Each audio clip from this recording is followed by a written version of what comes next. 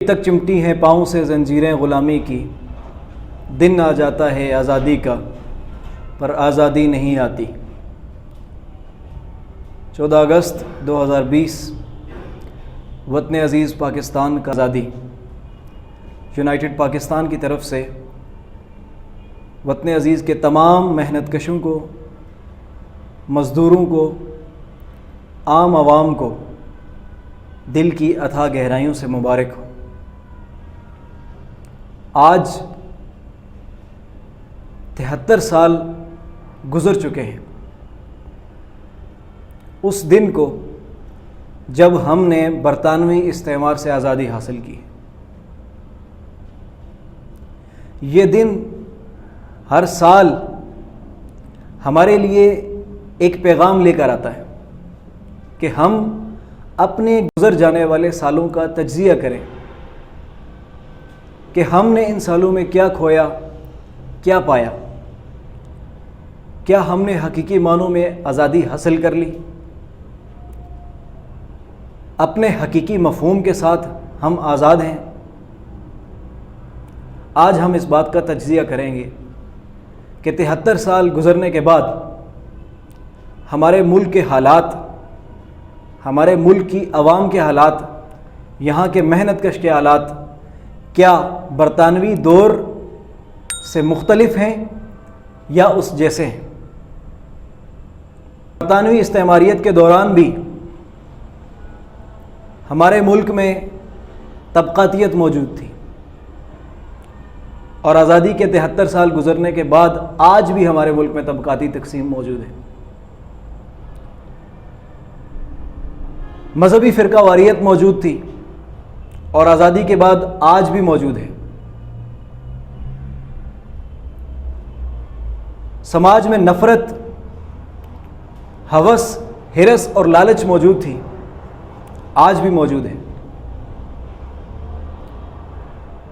طبقاتی تعلیمی نظام اس وقت بھی موجود تھا اور آج بھی موجود ہے۔ معاشی استحصال اور جبر اس وقت بھی موجود تھا، آج بھی موجود ہے۔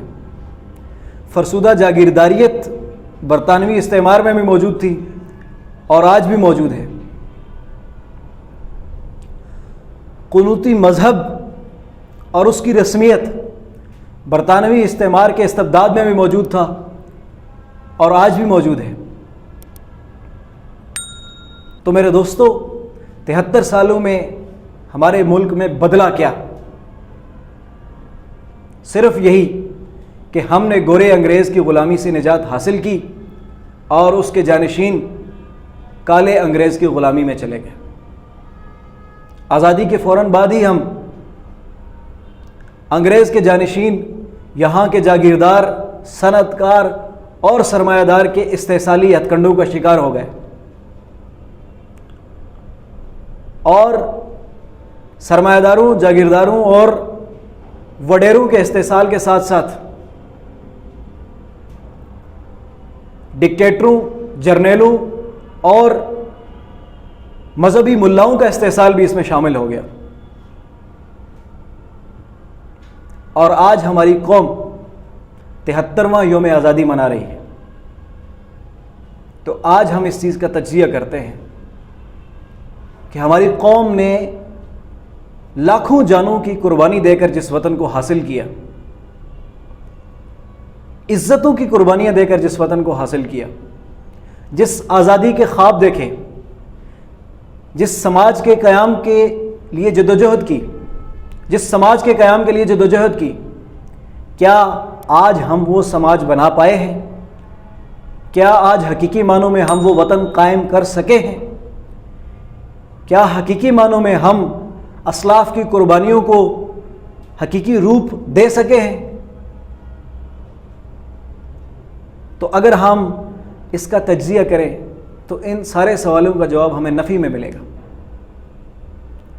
آج 73 سالوں کے بعد بھی ہم عالمی استعمار کے غلام ہیں،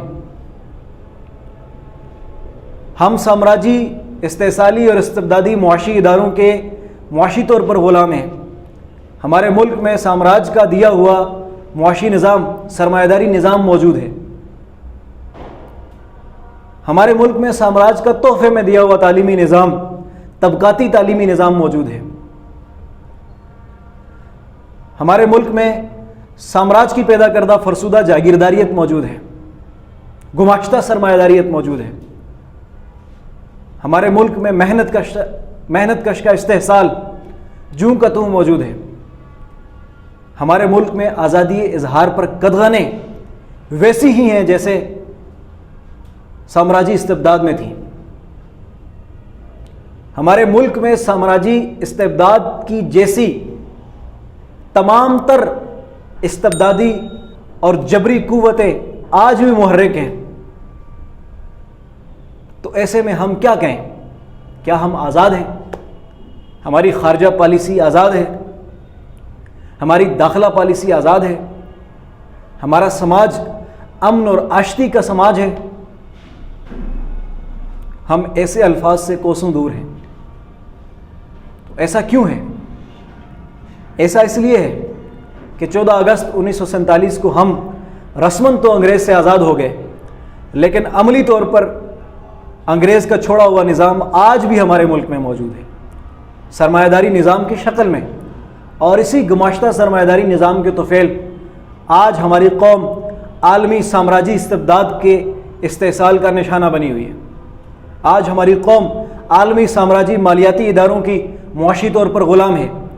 آج ہماری خارجہ پالیسی عالمی سامراج کی مرہون منت ہے۔ تو میرے دوستو، جو قربانیاں دے کر، جو خواب دیکھ کر ہمارے اسلاف نے اس وطن کو بنایا تھا، ان خوابوں کی تکمیل کیسے ممکن ہوگی؟ ان خوابوں کی تکمیل تب ممکن ہوگی جب ہم انگریز کے چھوڑے ہوئے اس استحصالی نظام کو اپنے دیش سے نکالیں گے۔ ہم اپنے ملک میں شاہ ولی اللہ کے فکر و فلسفے پر سوشلسٹ انقلاب برپا کریں گے اور ایک ایسا سماج قائم کریں گے جو سماج امن و راشتی کا سماج ہوگا، جو سماج بنیادی انسانی حقوق کا پاسدار سماج ہوگا، جو سماج محبت اور رواداری کا سماج ہوگا، جو سماج وحدت انسانیت کی مثال ہوگا، جس سماج میں آزادی اظہار پر قدغن نہیں ہوگی۔